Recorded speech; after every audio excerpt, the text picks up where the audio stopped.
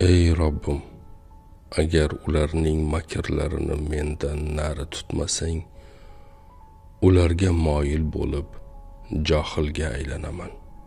Yusuf surasi 33-oyat ma'no tarjimasi. Qadim kitoblarda yozilishicha, olamni 3 qismga bo'lish mumkin. Yer osti olami shaytonlar olami bo'lib, ular oddiy kishilar ko'zidan yashiringandir. Yer osti olamida jinoyatchilar, odam o'ldirgan qotillar, cho'ntak kesar o'g'rilar, aldoqchi firibgarlar, haromxo'rlar, fohishabozlar, fohishalar, kalla kesarlar, xunasalar, orsizlar, pastkashlar, takabburlar, quvilganlar, mardudlar yashaydilar. Ular ilohiy adolat bilan ana shunday qorong'u dunyoga mahkum etilgan, mahbus qilingan. Avom kishilar jinoyat olami inson qo'li bilan bunday joylarga tutqun qilingan deya o'ylaydilar. Aslida olamlarni yaratgan zot o'z qudratini namoyish qilib, ularni zulmatlarga qamab qo'ydi. Bir insonga qudrat berdi va ana shu qudrat bilan zolimlar yer ostiga haydab kelindi.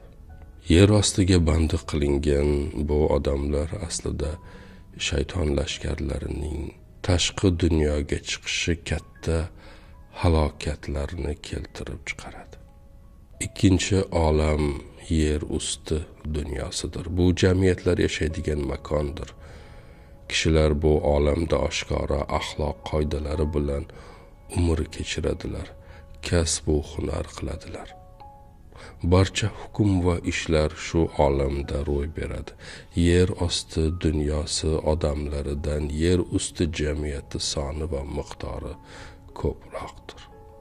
Uchinchi olam samo olami bo'lib, u farishtalar, falaklar, falaklarning posbonlari maskan etib tayinlangandir. Kashshof insonlar, ya'ni haqiqatlarning mohiyatiga yetganlar bu 3 olamni kezib chiqadilar va yaratilish zamirini anglaydilar. Uning qalbida olamlarni yaratgan zot haqida zarra ishtiboh qolmaydi. Inson yo yer ostida yo yer ustida tug'iladi.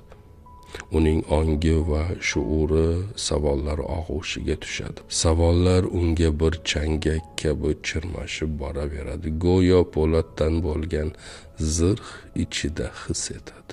Bu zirhni sindirib tashlashni istaydi.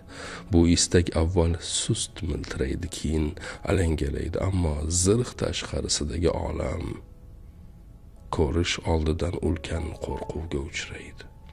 Qo'rquv va haqni ko'rish xohishi o'rtasida ayovsiz kurash boshlanadi. Aksar insonlar qo'rquvga yengiladilar.